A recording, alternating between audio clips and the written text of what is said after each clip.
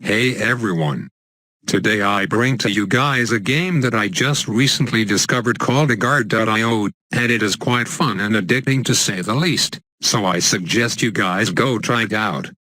Basically, it's a multiplayer game where you control a blob that you can grow as you eat blobs that are smaller than you, and that includes other players as well.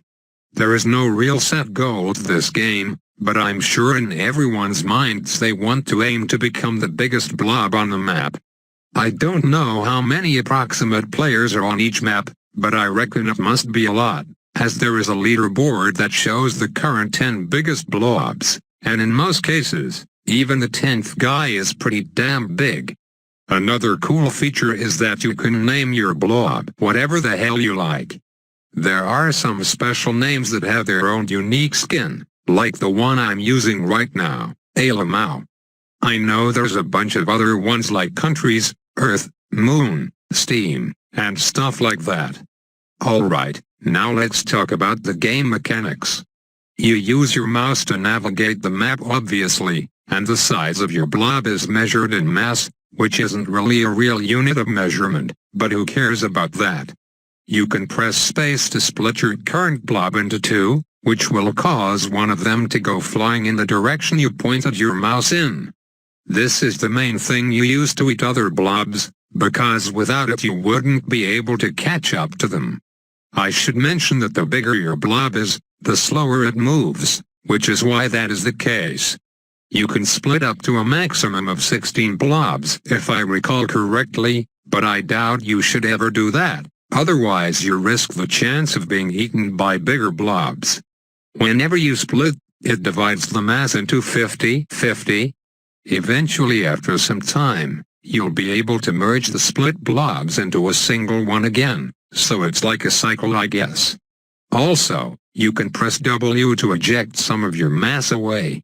You might wonder what the point of this is, because it seems like you will just be losing mass for nothing to gain at all. Well, that is why they have these things called viruses. You'll notice them as the spiky green blobs floating around the map. At about mass 150, you can absorb these viruses, which will make your blob explode into dozens of tiny pieces, so of course you would want to avoid these. If you're a smaller size than that, viruses could be used as a safe spot to prevent you from being eaten from those bigger blobs.